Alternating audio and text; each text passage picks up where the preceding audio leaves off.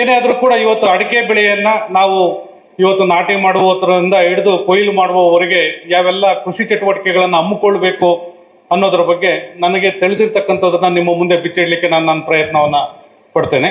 ಕೃಷಿಕರೇ, ತಮಗೆಲ್ಲರಿಗೂ ಗೊತ್ತಿದೆ, ಇವತ್ತು ನಾವು ಭೂಮಿಯ ಮೇಲ್ಭಾಗದ ಬೆಳೆಗೆ ಅಷ್ಟೇ ನಾವು ಹೆಚ್ಚು ಗಮನವನ್ನು ಹರಿಸ್ತೇವೆ ಹೊರತು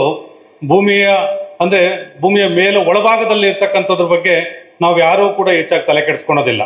ಏನೋ ಯಾರೋ ಒಬ್ರು ಗೊಬ್ಬರ ಹಾಕಿದ್ರು, ನಾವು ಗೊಬ್ಬರ ಹಾಕಲಿಕ್ಕೆ ಏನೋ ಪ್ರಯತ್ನವನ್ನು ಮಾಡ್ತೇವೆ, ಅಥವಾ ನಾವು ಸೋಗೆ ಕೊಡ್ತೇವೆ, ಅಥವಾ ಸಾವಯವ ಗೊಬ್ಬರಗಳು ಕೊಡ್ತೇವೆ, ಅಥವಾ ನಮ್ಗೆ ಗೊತ್ತಾದಾಗ ನಾವು ರಾಸಾಯನಿಕ ಗೊಬ್ಬರಗಳನ್ನು ಕೊಟ್ಟು ಭೂಮಿಗೆ ಸೇರಿಸೋದಷ್ಟೇ ನಮ್ಮ ಕೆಲಸ. ಅಂದ್ರೆ ಮಣ್ಣಿನ ಆರೋಗ್ಯ ಹೇಗಿದೆ, ಹಾಗಾದ್ರೆ ಮಣ್ಣು ಅಂದ್ರೆ ಏನು ಅನ್ನೋದ್ರ ಬಗ್ಗೆ ನಾವು ಯಾವತ್ತೂ ಕೂಡ ಚರ್ಚೆ ಮಾಡಿರೋದಿಲ್ಲ.